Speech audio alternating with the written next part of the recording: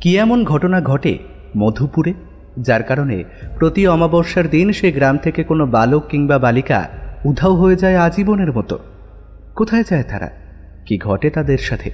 তারানাথ তান্ত্রিক কি পারবেন এই শিশু নিরুদ্দেশের রহস্য ভেদ করতে, নাকি তিনি ব্যর্থ হবেন পুরোপুরিভাবে? এই সকল প্রশ্নের উত্তর পাবেন আজকের এই গল্পে। নমস্কার শ্রোতা বন্ধুরা, অন্ধকারের গল্পকথার সাম্রাজ্যে আপনাদের সকলকে স্বাগত।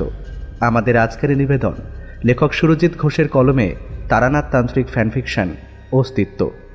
গল্পের সূত্রধার ও গল্প পাঠে শুভ।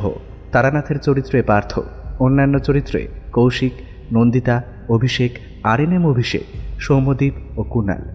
শুরু হতে চলেছে আজকের গল্প তারানাথ তান্ত্রিক ফ্যানফিকশন অস্তিত্ব।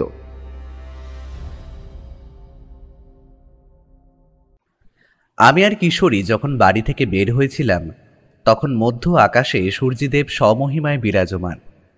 চারিদিক ঝলমল করছে রোদে।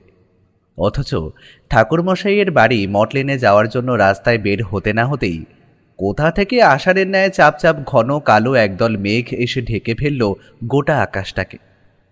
ভাগ্যিস বুদ্ধি করে বের হওয়ার সময় দুখানি ছাতা নিয়ে বেরিয়েছিলাম সঙ্গে করে, না হলে তো আজ মহা সমস্যায় পড়তে হতো। অগত্যা বৃষ্টির জলে ভেজা ছাড়া আর অন্য কোনো উপায় থাকতো না। আমি লক্ষ্য করে দেখেছি যে আমাদের ঠাকুরমশাইয়ের বাড়ি যাওয়ার সাথে যেন বৃষ্টিপাতের এক অদ্ভুত সংযোগ রয়েছে। কথাটা শুনতে হাস্যকর বা অযৌক্তিক বলে মনে হলেও এটাই কিন্তু বাস্তব।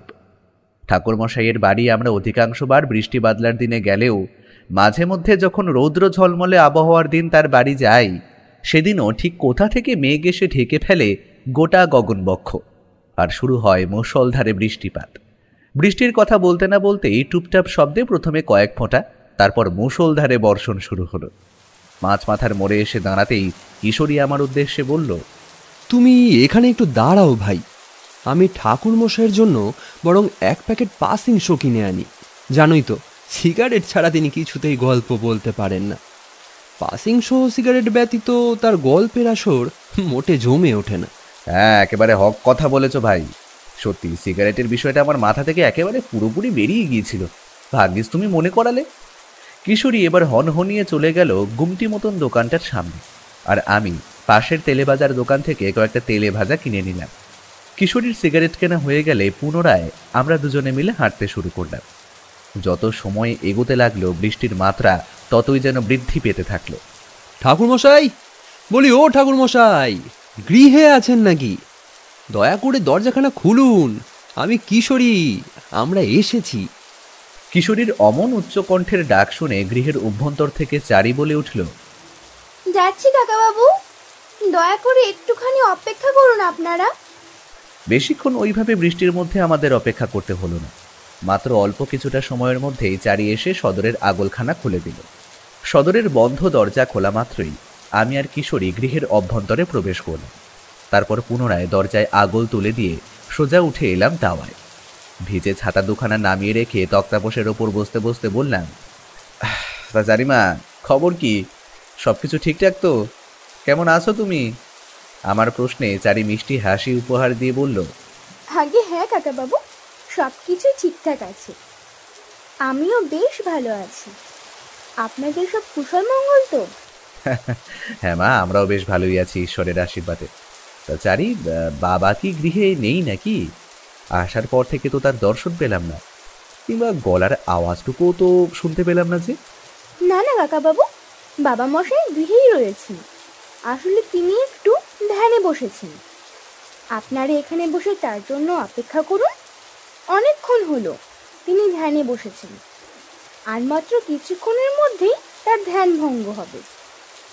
আপনারা বসুন, আমি বরং আপনাদের জন্য একটু চা করে নিয়ে আসি। এই কথা বলে চারি রন্ধনশালার দিকে পা বাড়াতেই যাচ্ছিল, ঠিক এমন সময় তাকে বাধা দিয়ে আমি বললাম, চারিমা, সঙ্গে করে এই তেলে ভাজার ঠোঙাখানাও নিয়ে যাও। একটু ভালো করে মুড়ি মাখিয়ে আনো তো দেখি। বাদলার এই পরন্ত বেলায় গরম গরম চা আর সাথে তোমার হাতে মাখা মুড়ি, আহা, সে এক অপূর্ব অতুলনীয় স্বাদের খাবার। যাও, এটা নিয়ে যাও। আমার করা এই প্রশংসা শুনে চারি মিষ্টি লাজুক হাসি হেসে আমার হাত থেকে তেলে ভাজার ঠোঙাখানা নিয়ে সোজা প্রবেশ করলো রন্ধনশালায়। আমি আর কিশোরী ঠাকুরমশাইয়ের যতক্ষণ না ধ্যান ভঙ্গ হচ্ছে সেই সময়টুকু ভালোভাবে অতিবাহিত করার জন্য নিজেদের মধ্যে টুকিটাকি গল্পগুজব শুরু করলাম নানা বিষয় নিয়ে। কি হে, দুজনে মিলে বেশ জমিয়ে গল্পগুজব শুরু করেছো দেখছি। তা বলো, কখন এলে তোমরা? পেছন ফিরে ঘাড় ঘোরাতেই দেখলাম ঠাকুরমশাই কখন যেন নিঃশব্দে এসে উপস্থিত হয়েছেন আমাদের নিকটে। তাকে দেখে আমাদের মুখ ক্রমে উজ্জ্বল হয়ে উঠল। ঠাকুরমশাইয়ের এই প্রশ্নের উত্তরে কিশোরী বলল, এই তো ঠাকুরমশাই, মাত্র কিছুক্ষণ আগেই এলাম। এসে চারির মুখ থেকে শুনলাম যে আপনি নাকি ধ্যান করতে অত্যন্ত ব্যস্ত, তাই আপনাকে আর অযথা বিরক্ত করিনি।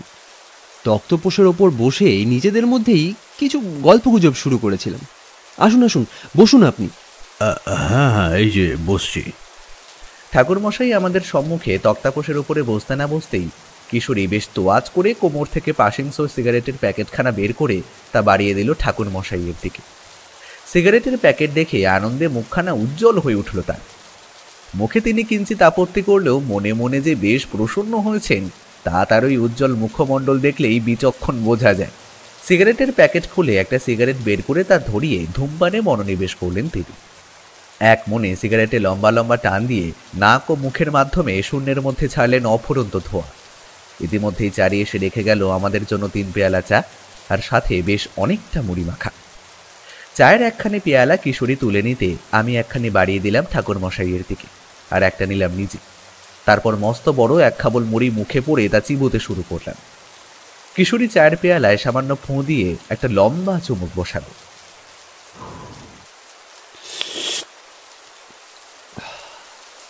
সত্যি চারির হাতের তারিফ করতেই হয়। কি অপূর্ব বানিয়েছে চাখানা, খেলে যেন মন একেবারে জুড়িয়ে যায়। যাকে তার ঠাকুরমশাই, বলি এবার তাহলে একখানা গল্প শোনান। জানেন তো, আপনার কাছে এলে আমাদের আপনার মুখ থেকে ওই সব ভয়ঙ্কর রোমহর্ষক কাহিনী শুনতে বড়ই মন চায়। হ্যাঁ, ওই যে কথায় বলে না, কারোর পৌষ মাস তো কারোর সর্বনাশ।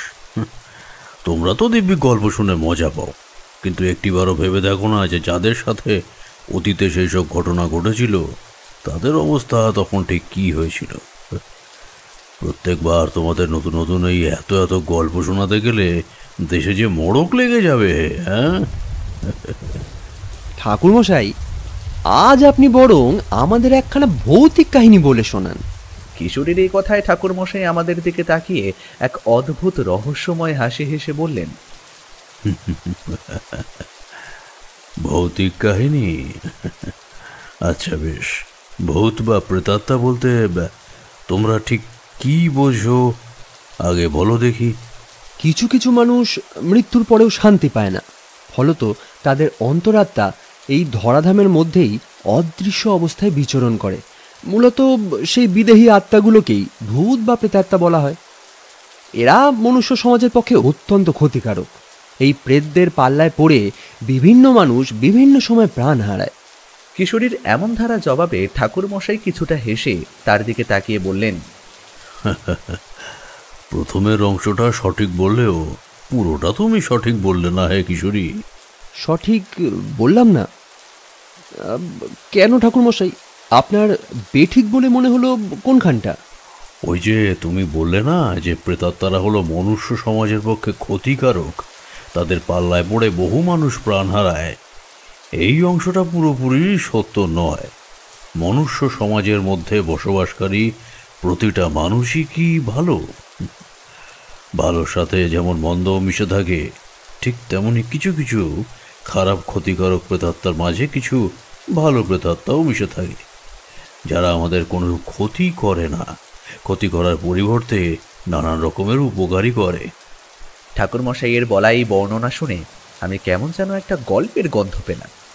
গল্প শোনার যে সদ্য সুবর্ণ সুযোগের সৃষ্টি হয়েছে তা যাতে কিছুতেই না নষ্ট হয়ে যায়, সেই জন্য তড়ি ঘড়ি আমি বললাম, আচ্ছা ঠাকুরমশাই, আপনার কাছে কি এইরূপ কোনো ভালো প্রেতাত্মার কাহিনী রয়েছে?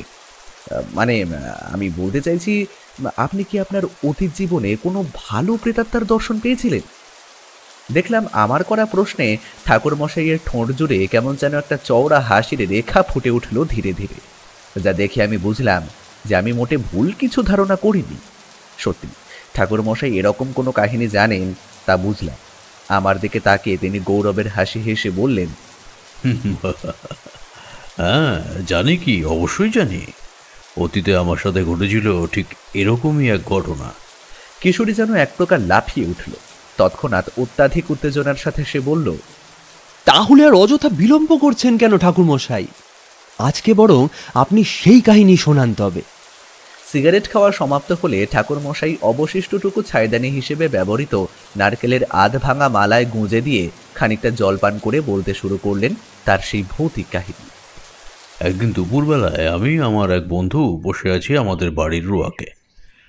আমার সেই গ্রামের বন্ধুর নাম ছিল শান্তিপ্রসাদ। শান্তিপ্রসাদ ছিল আমার একেবারে বাল্যকালের বন্ধু, একসাথে বড় হয়ে ওঠা আমাদের। তোমরা তো জানোই যে আমি বরাবরই একটু ভবঘুরে প্রকৃতির মানুষ। আজ এখানে তো কাল ওখানে ঘুরে ঘুরে বেড়াই, বড়ই পছন্দ করি আর কি। নির্দিষ্ট কোনো এক জায়গায় একটানা বেশি দিন থাকতে আমার মন চায় না মোটেই। তাই বিভিন্ন সময় বিভিন্ন অচেনা অজানা জায়গায় ঘুরে ঘুরে বেরিয়েছি শুধুমাত্র ঈশ্বরের ওপর অপরিসীম ভরসা রেখে। নানান জায়গায় ঘুরে বেরিয়ে আমি যতবারই গ্রামের বাড়িতে ফিরে আসতাম ততবারই আমার সাথে দেখা করতে আসতো শান্তিপ্রসাদ। তো সেবার এরকমই এক দুপুরবেলায় আমি আর শান্তিপ্রসাদ মিলে গল্প গুজবে অত্যন্ত ব্যস্ত। ঠিক এমন সময় দেখলাম এক বৃদ্ধ মানুষ এগিয়ে আসছে আমাদের দিকে। বৃদ্ধকে দেখে বেশ চিন্তিত বলেই মনে হলো আমার। কোনো কিছু বিষয় নিয়ে অসীম দুশ্চিন্তার কারণে তার কপাল জুড়ে যেন চওড়া ভাঁজের সৃষ্টি হয়েছে। বৃদ্ধ আমাদের কাছে উপস্থিত হয়ে খক খক করে কিছুটা কেশে বললেন,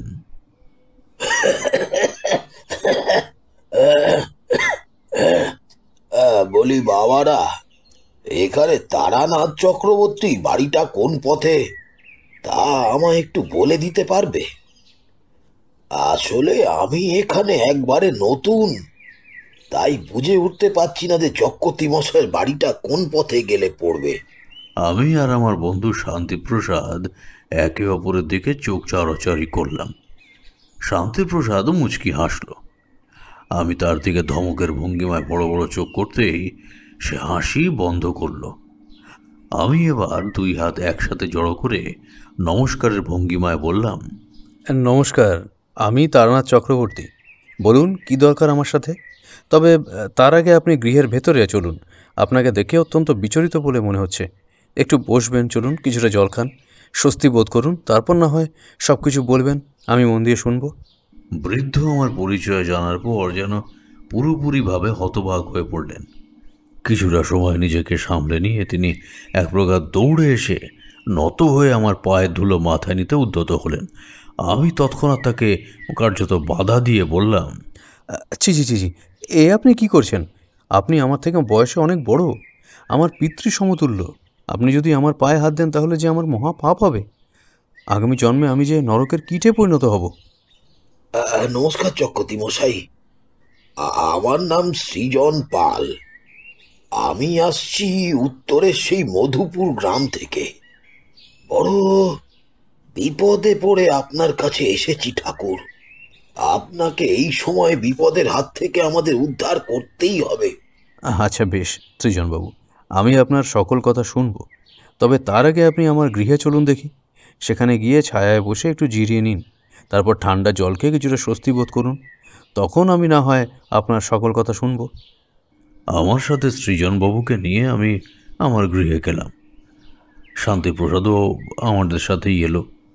ঘরের ভিতর থেকে আমি এক ঘটি ঠান্ডা জল আর থালায় করে কয়েকটা বাতাসা এনে তা ধরিয়ে দিলাম সৃজনবাবুর হাতে। সৃজনবাবু দুটো বাতাসা মুখে ভরে কিছুটা জল পান করে আমার দিকে তাকিয়ে বেশ উদ্বিগ্ন কণ্ঠে বললেন, চক্রবর্তী মশাই, চক্রবর্তী মশাই, আপনি রক্ষা করুন আমাদের গ্রাম মধুপুরকেও রক্ষা করুন। বেশ কয়েক মাস হলো প্রতি অমাবস্যার রাতে মধুপুর থেকে গায়েব হয়ে যাচ্ছে একটি করে বালক বালিকা। আমরা বহু চেষ্টা করেও হারিয়ে যাওয়া কোনো ছেলে মেয়ের হদিশ খুঁজে পাইনি। গত মাসে অবধি প্রায় আমাদের গ্রামে সর্বমোট 10-12 জন ছেলে মেয়ে এইভাবেই হারিয়ে গেছে। প্রতি অমাবস্যার রাতে কে যে ওদের নিয়ে যাচ্ছে, ওদের সাথে আসলে যে ঠিক কি করছে তা আমরা কিছুই বুঝে উঠতে পারছি না। অনেক ওঝা গুণিনকে এনেছিলাম, কিন্তু তারা শুধু দক্ষিণা নিয়েই চলে গেছে, কাজের কাজ কিছুই করে উঠতে পারেনি। অগত্যা কোনো উপায় না পেয়ে শেষমেশ আপনার কাছে ছুটে এসেছি। এখন আপনি আমাদের ভরসা। চক্রবর্তী মশাই, আগামীকাল বাদ দিয়ে তারপরের দিন অর্থাৎ পরশুই হলো অমাবস্যা তিথি, অর্থাৎ আমাদের গ্রাম থেকে আবার চিরতরের জন্য হারিয়ে যাবে কোনো ছেলে বা মেয়ে। আপনি দয়া করে আর এভাবে কোনো মায়ের কোল খালি হয়ে যেতে দেবেন না। মধুপুরের প্রতিটি মানুষ ভয়ে শঙ্কিত হয়ে পড়েছে। সামনের অমাবস্যা তিথিকে ঘিরে একটা চাপা উত্তেজনা ছড়িয়ে পড়েছে গ্রামবাসীদের মধ্যে। এবার যে কার বাড়ির ছেলে মেয়ে হারিয়ে যাবে তাকে জানে।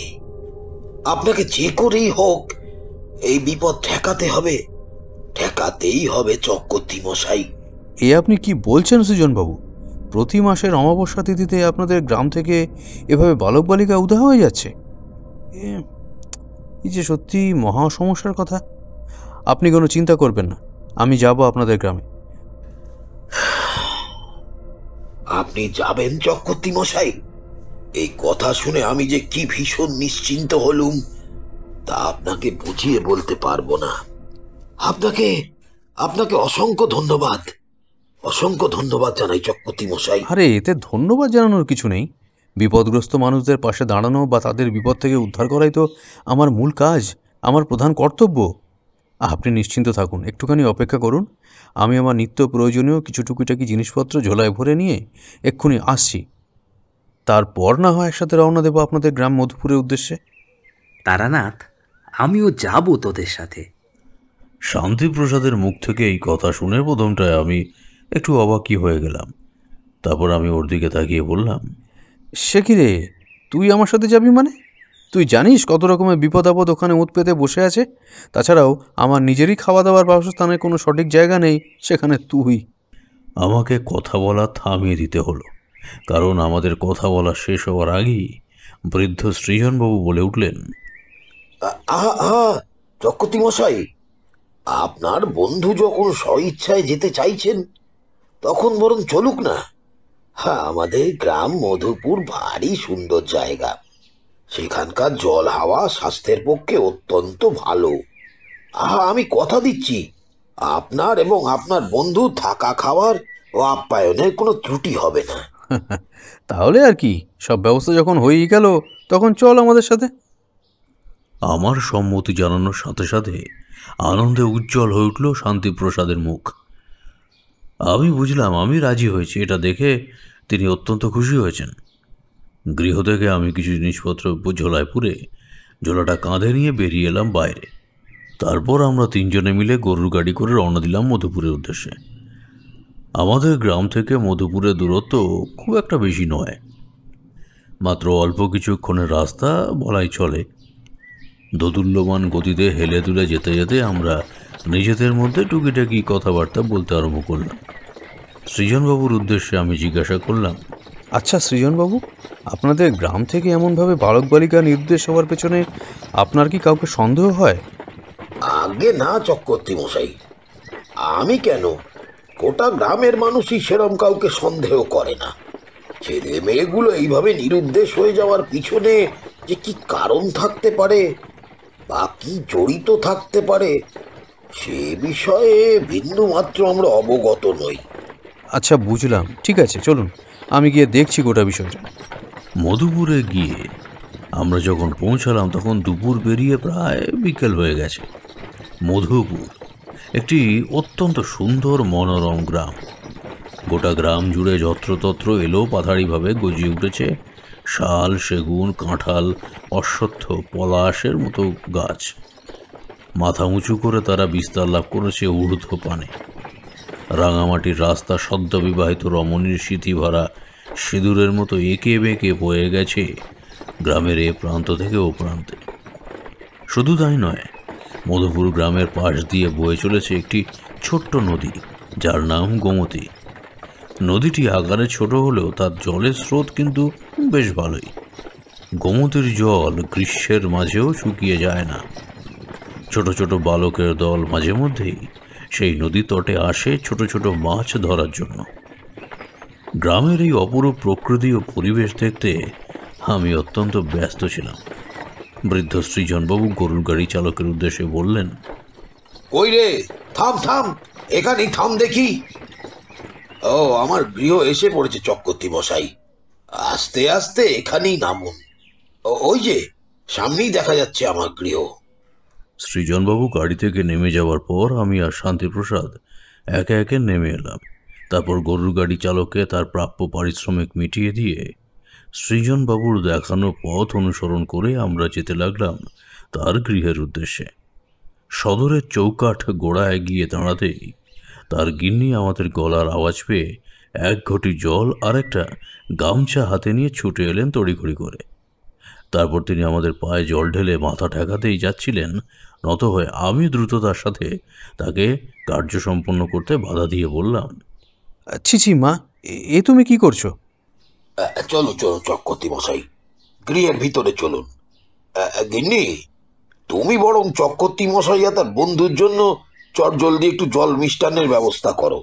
আরে সৃজনবাবু, দয়া করে আমাদের নিয়ে অযথা এত ব্যস্ত হয়ে পড়বেন না। আমাদের নিয়ে ব্যস্ত হয়ে পড়ার মতো এমন কিছুই হয়নি। সবার আগে আপনি একটু শান্ত হন দেখি।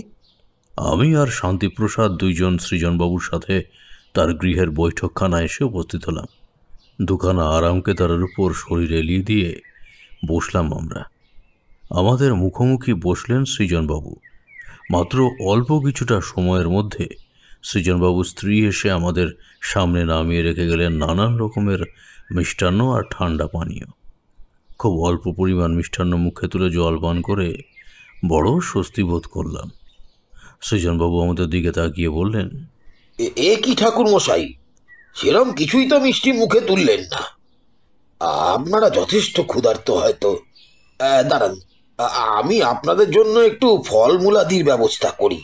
আরে না না সৃজনবাবু, আমরা এখন মোটেও ফল খাবো না।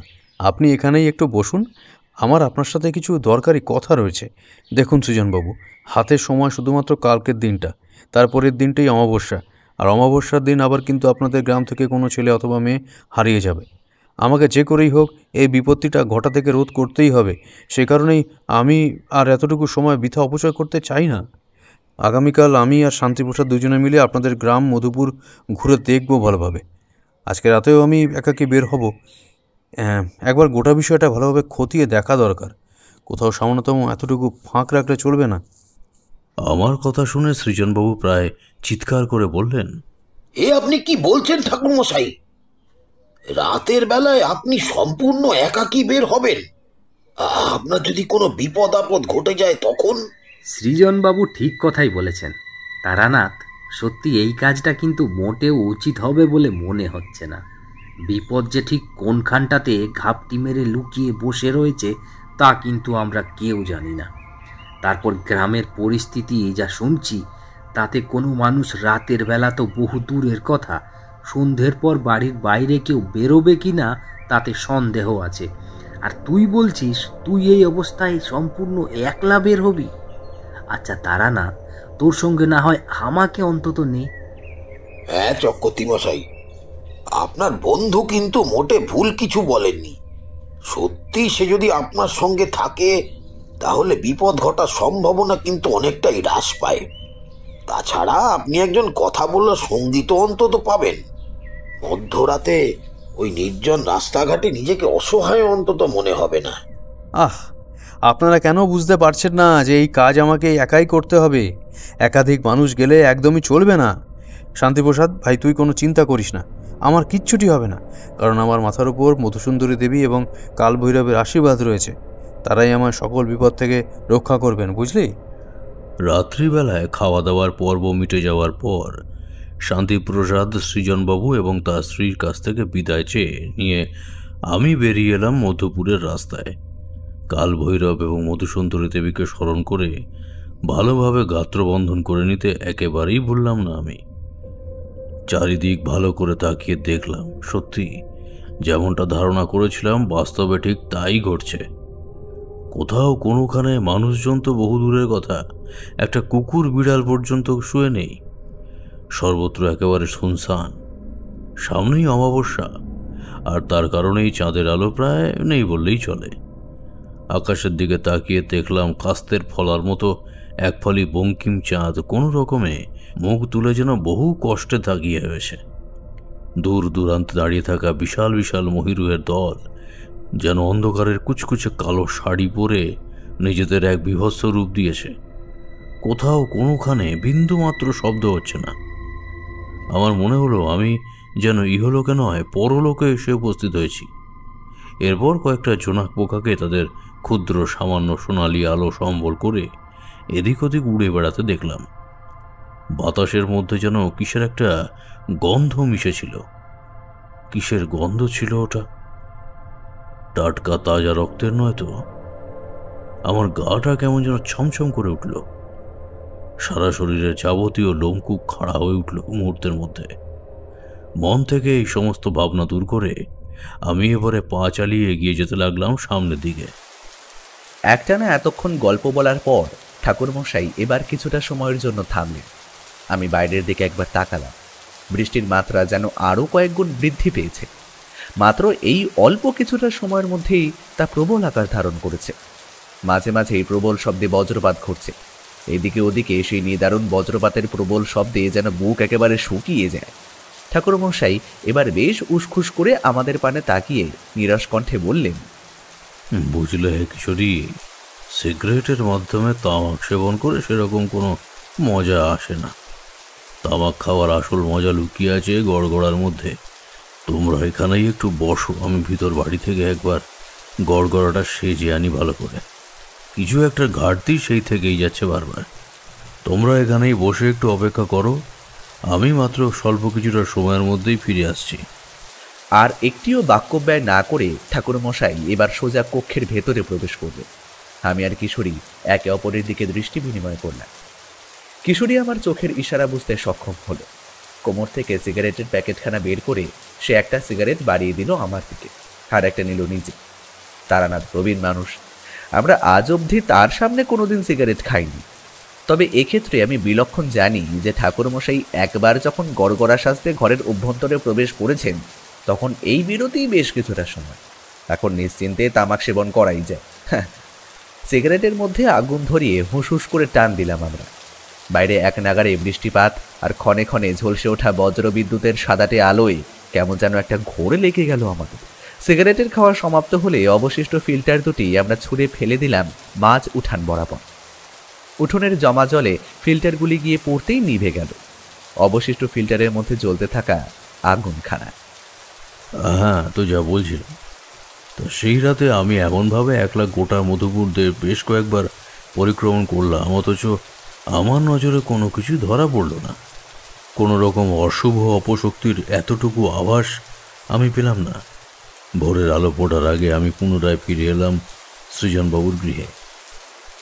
সারা রাত্রিব্যাপী বিনিদ্র অবস্থায় জেগে থাকার কারণে আমার চোখ মুখের অবস্থা বেশ কাহিল হয়ে উঠেছিল।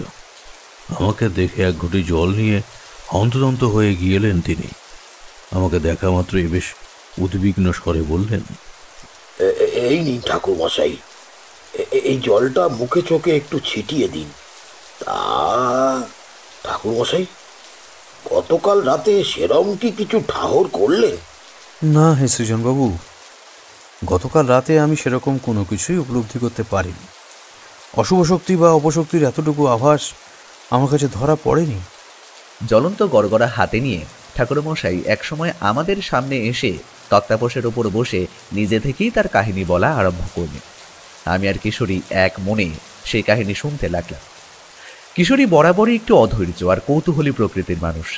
সে এবার ঠাকুরমশাইয়ের উদ্দেশ্যে জিজ্ঞাসা করল, তা ঠাকুরমশাই, আপনি আর আপনার বন্ধু শান্তিপ্রসাদ কি তাহলে সেদিন গ্রাম ভ্রমণের উদ্দেশ্যে বের হলেন? ও মা, তা বেরোবো না কেন? বেলা একটু বাড়তেই আমি আর আমার বন্ধু শান্তিপ্রসাদ যাবতীয় পাথক্রিয়া সেরে দুটো আর করেই বেরিয়ে পড়লাম মধুপুরের রাস্তায়। গতকাল রাতের অন্ধকারে সেই গ্রামকে দেখে আমার মানবহীন এক শ্মশান বলে মনে হয়েছিল। দিনের ঝলমলে আলোয় তারই এক উজ্জ্বল প্রাণবন্ত রূপ আমার চোখের সামনে ধরা দিল। আম, জাম, শাল, সেগুন, পলাশ প্রভৃতি গাছের ডালে বসে আছে শত শত রং বেরঙের পাখি। তাদের বিচিত্র সব চিৎকারে ভরে উঠেছে চারিদিক। মানুষজন ব্যস্ত তাদের নিত্যদিনের কাজে। ছোট ছোট বালক বালিকারা খেলাধুলা করছে মাঠে। রাখাল বালকেরা গরু মহিষের দল সঙ্গে নিয়ে সবুজ ঘাসে ঢাকা বাদা জমির দিকে এগিয়ে চলেছে। কয়েকজন গ্রাম্য নারী গোমতী নদী থেকে কলসি করে জল নিয়ে ফিরে আসছে গ্রামের পানে। এইরকম গ্রামীণ দৃশ্য দেখতেও ভালো লাগে, অথচ কে বলবে যে আগামীকাল অমাবস্যার দিন এত সুন্দর একটি গ্রাম থেকে উধাও হয়ে যাবে কোনো এক বালক বালিকা। আমাকে দেখা মাত্র গ্রামের কয়েকজন মানুষ দৌড়ে এলো আমাদের দিকে। বাবা ঠাকুর, বাবা ঠাকুর, আমাদের গাকে রক্ষা করুন আপনি। কালকেই অমাবস্যা তিথি, আমাদের গ্রাম থেকে নির্ঘাত আবার কোনো বালক বালিকা উধাও হয়ে যাবে। এই বিপত্তি কটা আপনাকে যে করেই হোক আটকাতে হবে। তোমরা দয়া করে একটু শান্ত হও আগে। আমি কথা দিচ্ছি যথাসাধ্য চেষ্টা করব। আমি চেষ্টায় সামান্যতম কোনোরূপ ত্রুটি রাখবো না। বুঝলে হে কিশোরী, আমি একটা অদ্ভুত জিনিস লক্ষ্য করা মাত্রই আমার বুকটা কেঁপে উঠল। গ্রামবাসীদের ভিড়ের মধ্যে আমি দেখলাম কালো কালো দুটো ছায়া মূর্তি দাঁড়িয়ে আছে। তাদের থেকে কিছুটা দূরে ওই ছায়া মূর্তি দুটিকে দেখেই আমি বুঝলাম ওরা আসলে কোনো বিদেহী আত্মা। ওরা যেন আমার দিকে এক দৃষ্টিতে নজর রেখে চলেছে। শান্তিপ্রসাদের দিকে তাকাতে বুঝলাম সে কিংবা সেখানে উপস্থিত বাদ বাকি অন্য আর কেউ তাদের দেখতে পাচ্ছে না। যদিও সেটাই ছিল স্বাভাবিক, কারণ আমি ব্যতীত পিতা তাদের দেখা বা তাদের অস্তিত্ব টের পাওয়ার ক্ষমতা আর অন্য কারোর মধ্যে নেই। দুই আত্মা কিছুক্ষণ সেভাবে দাঁড়িয়ে থেকে তারপর এক সময় বাতাসের সাথে মিলিয়ে গেল। এরপর কি হলো ঠাকুর মশাই? একটানা অনেকক্ষণ যাবৎ হাঁটতে হাঁটতে আমি আর শান্তিপ্রসাদ মধুপুর গ্রাম ঘুরে দেখলাম। তারপর বেশ ক্লান্ত হয়ে পড়ায় একখানা বট গাছের তলায় এসে একটু জিরিয়ে নিলাম আমরা। বট গাছের শীতল ছায়ার আর উত্তরের হিম শীতল ছায়ায় আমাদের চোখ জুড়ে এক সময় ক্লান্তির ঘুম নেমে এলো। চোখের সামনে দৃশ্যপট ঝাপসা হতে হতে চোখের পাতা বুঝে এক সময় যেন সব অন্ধকার হয়ে গেল। কতক্ষণ যে সেভাবে নিদ্রামগ্ন ছিলাম তার সঠিক কোনো হিসাব নেই, তবে আচমকা আমার ঘুমটা ভেঙে যেতেই চোখের পাতা ধীরে ধীরে খুলে তাকালাম। আর তাকাতেই যা দেখলাম তাতে আমার মাথা যেন আকাশ ভেঙে পড়ল। কেন ঠাকুর মশাই, চোখের পাতা খুলতেই কি দেখলেন আপনি? বাচ্চা ছেলে মেয়েগুলোর দেহ সম্পূর্ণ নিথর প্রাণহীন। তবে সবচেয়ে ভয়ানক যে জিনিসটা চোখে এলো সেটা হলো প্রতিটি দেহই মুন্ডহীন। তিনটি বাচ্চা ছেলে মেয়ে ধড় থেকে মাথা যেন আলাদা করে দিয়েছে কেউ। ওদের কাটা কণ্ঠনালী থেকে ফিনকি দিয়ে বেরিয়ে আসছে সরু রক্তের ছিটে। টপ টপ শব্দে চুইয়ে পড়ছে লাল রক্তধারা। মাটির দিকে নজর যেতেই আমি দেখলাম তিনটে কাটা মুন্ডু সেখানে পড়ে রয়েছে। দুটি ছেলে ও একটি কিশোরী মেয়ের। তাদের দৃষ্টি বড়ই উজ্জ্বল প্রখর। সেখানে মণি বলে কিছু নেই। অলেখা সাদা পত্রের মতো সেই চোখ।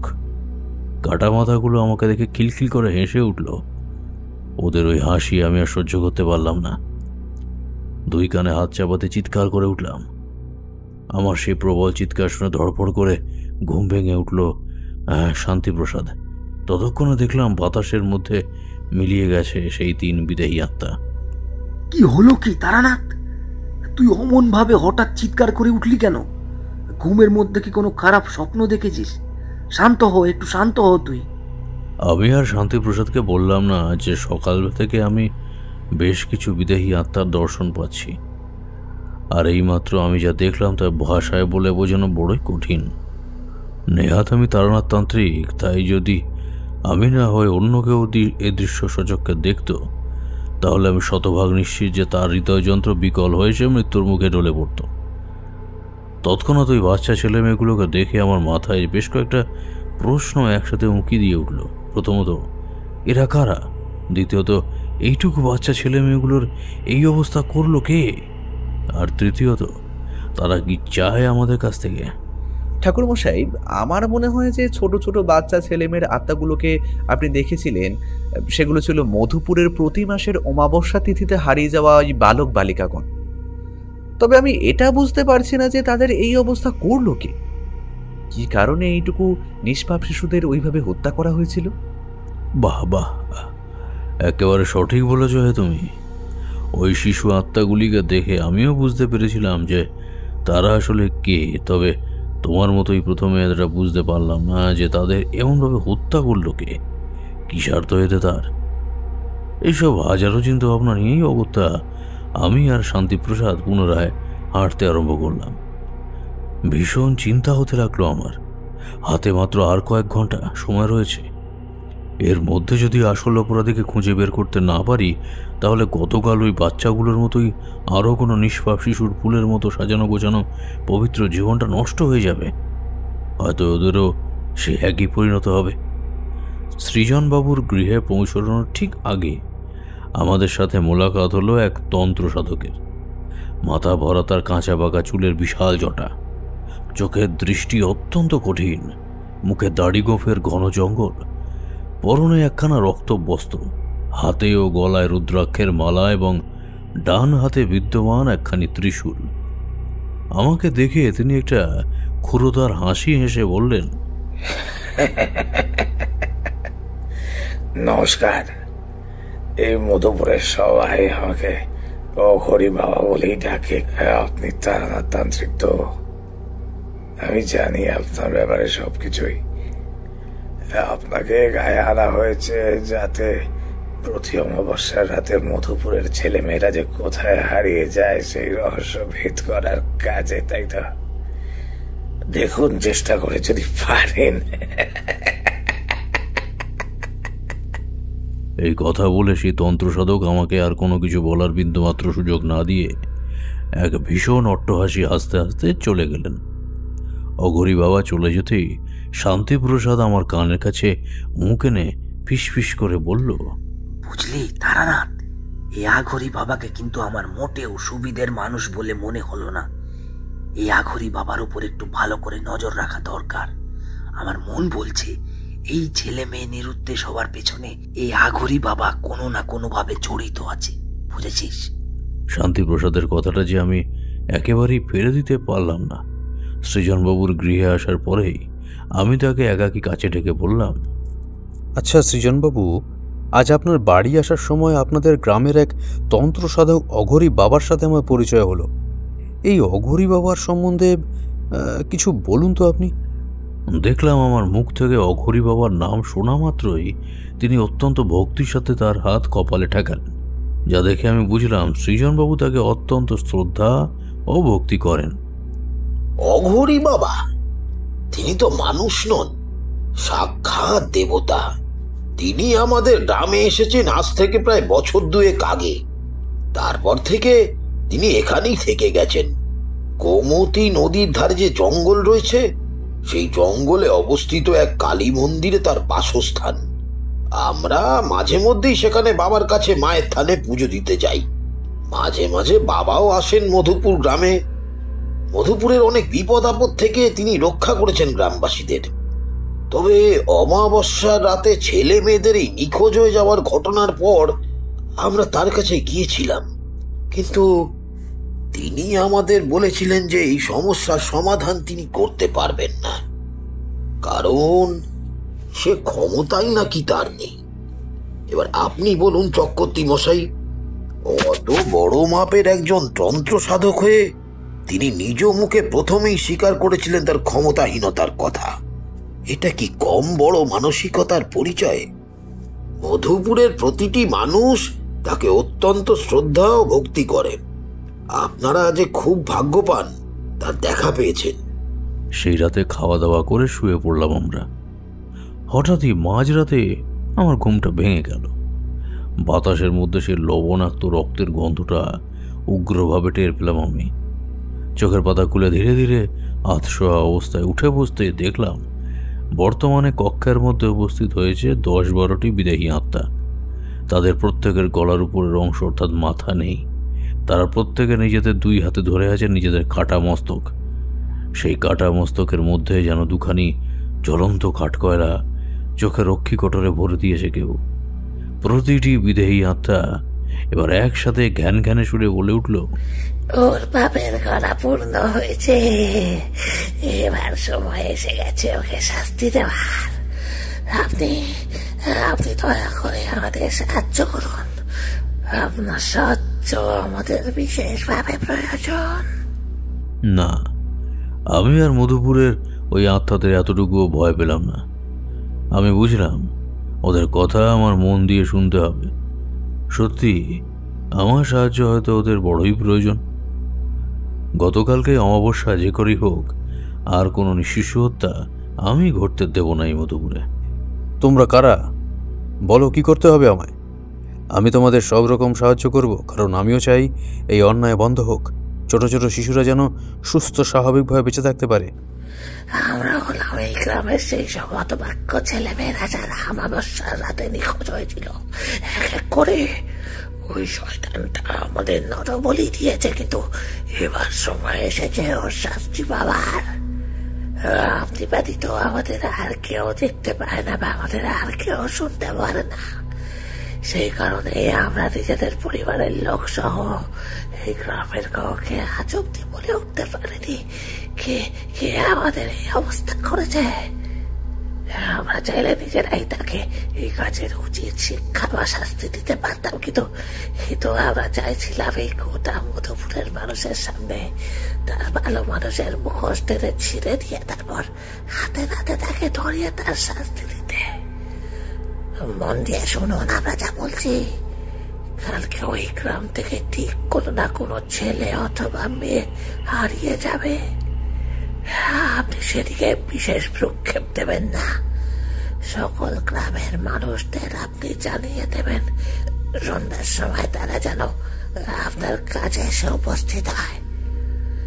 আপনি তাদের নিয়ে গোমতী নদীর কাছে যে পুরনো কালী মন্দির রয়েছে সেখানে উপস্থিত হবেন। তবে দেখবেন বিষয়টা যেন আগে থেকে মোটে পাঁচকান না হয়। এই সংবাদ গোপনীয় থাকা অত্যন্ত জরুরি। সন্ধ্যার সময় সকলকে নিয়ে আপনি কালী মন্দিরে এসে উপস্থিত হবেন। তাহলে হাতে নাতে ধরা পড়ে যাবে ওই মানুষরূপী শয়তানটা। আর একবার গ্রামের মানুষের সামনে তার ভালো মানুষের মুখোশ খুলে খেলেই আমরা তাকে আর তার কাজের চরম শাস্তি দেব। তবেই আমাদের আত্মা চিরতরের জন্য মুক্তি লাভ করবে। আচ্ছা বেশ, তোমরা যেমনটা বলবে আমি ঠিক তেমনটাই করব। তোমরা নিশ্চিন্তে থাকতে পারো। কাল ঠিক সন্ধ্যাবেলা অপরাহ্নের আলো ফুরোলে আমি এই গ্রামের অধিকাংশ মানুষদের নিয়ে উপস্থিত হব গোমতী নদীর তীরে বনের মধ্যে থাকা ওই পুরাতন কালী মন্দিরে। আমার মুখ থেকে এই কথা শোনার পর ওই সকল বিদেহী আত্মা এবার ধীরে ধীরে অন্ধকারের সাথে যেন মিলিয়ে গেল। মনে মনে কিছুটা শান্তি বোধ করলাম আমি। বুঝলাম আগামীকালই শাস্তি পেতে চলেছে ওই শয়তান যেই টুকু বাচ্চাদের সাথে এরকম জঘন্য অন্যায় কাজ করেছে। একটানা এতক্ষণ ধরে গল্প বলার পরে ঠাকুরমশাই আবার কিছুটা সময়ের জন্য একটু থামলেন। এমন টান টান উত্তেজনার মুহূর্তে এরকম বিরতি সত্যি কথা বলতে বড়ই বিরক্তিকর। কিশোরীর ধৈর্য শক্তি সত্যিই বড় কম। কিশোরী আর থাকতে না পেরে বলেই ফেলল, অমাবস্যার দিন কি হলো ঠাকুরমশাই? সত্যি কি মধুপুর গ্রাম থেকে নিরুদ্দেশ হয়ে গেল কোনো বাচ্চা ছেলে বা মেয়ে? হ্যাঁ গো কিশোরী, তার পরের দিন অর্থাৎ অমাবস্যা তিথিতে সন্ধ্যা নামার আগেই গ্রাম থেকে নিরুদ্দেশ হয়ে গেল একটি বালক এবং একটি বালিকা। হারিয়ে যাওয়া ছেলে মেয়ে দুটির পরিবারবর্গ নিরুপায় হয়ে অত্যন্ত কান্নায় ভেঙে পড়ল। প্রতিটি গ্রামবাসীদের মধ্যে ছড়িয়ে পড়ল এক ভয়ানক শোকের কালো ছায়া। তবে আমি তাদের সান্ত্বনা দিয়ে বললাম যে কোনো চিন্তা নেই, ওদের কোনো ক্ষতি হবে না এবং এই সমস্যার আজই একটা বিহিত ঘটবে। তারা যেন আজ সন্ধ্যার সময় আমার সাথে দেখা করে। আমি তাদের এক জায়গায় নিয়ে যাব এবং এই গোটা বিষয়টা যেন অত্যন্ত গোপনীয় থাকে। আমার বলা কথা মতোই সন্ধ্যার সময় গ্রামের মানুষজন এসে উপস্থিত হলো বৃদ্ধ সৃজনবাবুর গৃহে। সৃজনবাবু আর শান্তিপ্রসাদকে সঙ্গে নিয়ে অন্যান্য গ্রামের মানুষদের সাথে আমি এগিয়ে চললাম গোমতী নদীর তীরবর্তী সেই বনের দিকে। বনের মধ্যে খুব সাবধানে প্রবেশ করে একসময় সেই কালী মন্দিরের চত্বরে এসে পৌঁছলাম আমরা। মন্দিরের কাছাকাছি এসে উপস্থিত হতেই আমাদের কর্ণগোচরে এলো মন্দিরের অভ্যন্তর হতে ভেসে আসা এক বজ্রকঠিন কণ্ঠের মন্ত্র উচ্চারণ। ধীরে ধীরে পা টিপে টিপে এক এক করে মন্দিরের দাওয়ায় উঠে এলাম আমরা সকলে। গর্ভগৃহের পানে উঁকি মেরে তাকাতেই যা দেখলাম তাতে আমার আর শান্তিপ্রসাদের সন্দেহ সঠিক বলে প্রতিপন্ন হলো। কেন ঠাকুরমশাই, গর্ভগৃহের অভ্যন্তরে উঁকি মেরে আপনারা কি দৃশ্য দেখলেন? গর্ভগৃহের পানে তাকাতেই আমরা দেখলাম সেখানে হাত পা মুখ বাঁধা অবস্থায় বসে আছে সকালে হারিয়ে যাওয়া সেই দুই বালক এবং বালিকা। তাদের শরীর সম্পূর্ণ সিক্ত, সদ্য তাদের স্নান করানো হয়েছে। কপালে লেপা সিঁদুরের তিলক এবং সেখানে মা কালীর বিগ্রহের সামনে দণ্ডায়মান অঘরী বাবা। তার হাতে ত্রিশূলের বদলে বিদ্যমান এক বিশাল ধারালো খাঁড়া। এরপর অঘরী বাবা বালকটির ঘাড় ধরে তাকে টানতে টানতে নিয়ে গেল হাঁড়িঘাটের সামনে। তারপর এক বিকট অট্টহাসি হাসতে হাসতে বলল,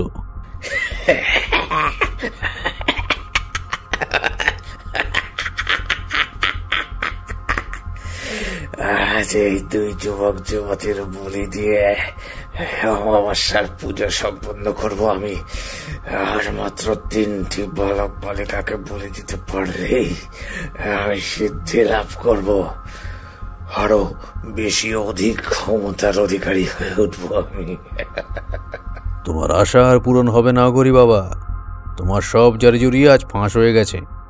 দেখো দেখো, মধুপুর গাঁয়ের সকল মানুষ এসে উপস্থিত হয়েছে এখানে। তোমার ভালো মানুষের মুখোশ খুলে পড়ে গেছে। এবার তুমি তোমার পাপের শাস্তি হাতে নাতে পাবে, বুঝলে? তোমাকে তোমার অন্যায় কার্যের শাস্তি দেবে এই সকল বিদেহী আত্মারা, যাদের তুমি নরবলি দিয়েছ নিষ্ঠুরভাবে। হায় হায় হায় হায়, হে আমরা কি দেখছি? অঘরী বাবা, আমরা আপনাকে অন্ধের মতো বিশ্বাস করতাম, আর সেই আপনি কিনা আমাদের এত বড় সর্বনাশ করলেন। আপনি একজন ভণ্ড সাধক। আপনার মতো শয়তান পাষণ্ডের বেঁচে থাকার কোনো অধিকার নেই।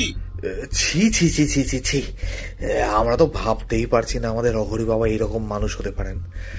এর থেকে তো এটাই প্রমাণিত হয় যে রক্ষক সেই ভক্ষক। ভাগ্যিস আজ এই ঠাকুরমশাই আমাদের এখানে এসেছেন, সেই কারণেই সবটা জানতে পারলাম। এই তোমরা হাঁ করে এভাবে দাঁড়িয়ে কি দেখছো? কি লাঠি সোটা নিয়ে চলো, ওই অঘরী সাধকের মাথা ফাটিয়ে দাও দেখি। দেখতে দেখতে গ্রামের প্রত্যেকটি মানুষ রাগে অপরিসীম ক্রোধে হিতাহিত জ্ঞান শূন্য হয়ে পড়ল।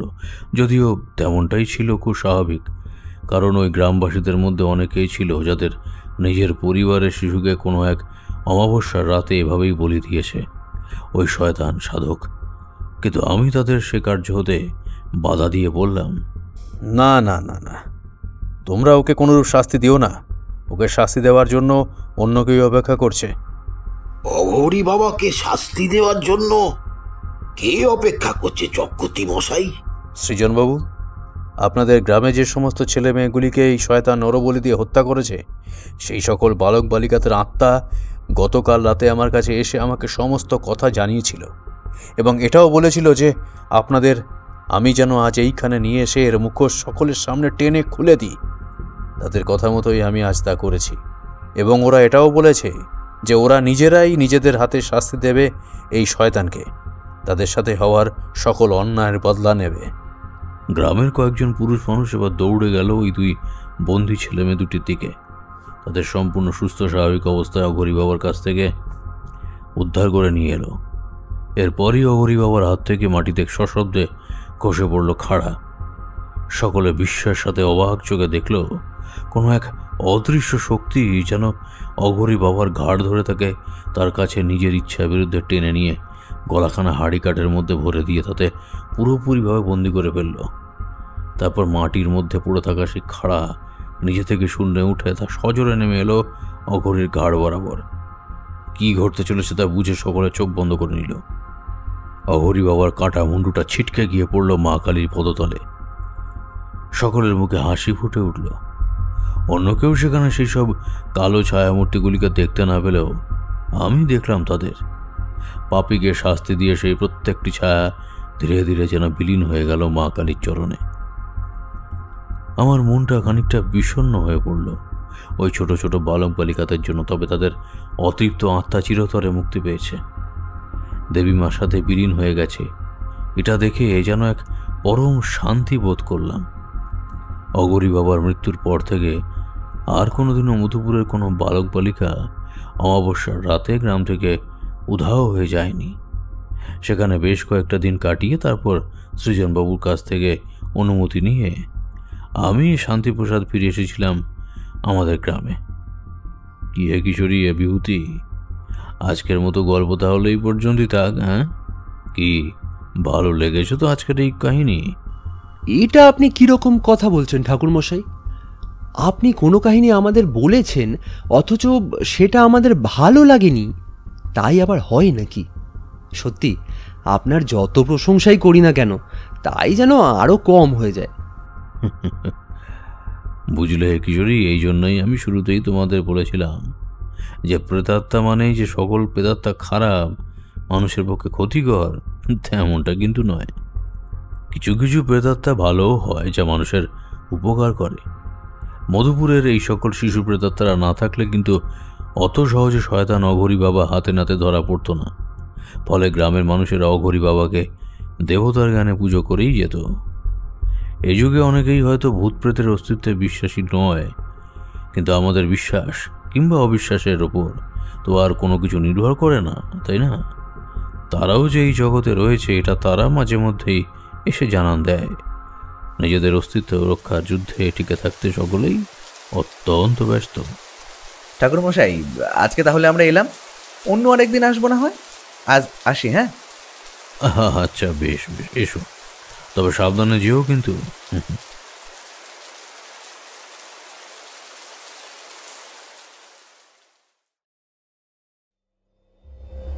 শুনছিলেন লেখক সুরজিৎ ঘোষের কলমে তারানাথ তান্ত্রিক ফ্যানফিকশন অস্তিত্ব, সম্পাদনা, ডিরেকশন এবং ভিডিওর ভিজুয়াল এফেক্টসে প্রায়ণ গোস্বামী, শব্দ পরিকল্পনা, মিশ্রণ এবং আবহ সৃষ্টিতে সাউন্ডস্কেপ, পোস্টার ডিজাইনে কৃষ্ণেন্দু মণ্ডল।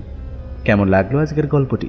ভালো লাগলে অবশ্যই আমাদের সাবস্ক্রাইব করে আমাদের সাথে থাকুন এবং লাইক ও কমেন্টের মাধ্যমে আপনার মতামত জানান। দেখা হবে নতুন কোনো গল্পে। ততক্ষণের জন্য শুভরাত্রি। ভালো থাকবেন এবং সকলকে ভালো রাখবেন।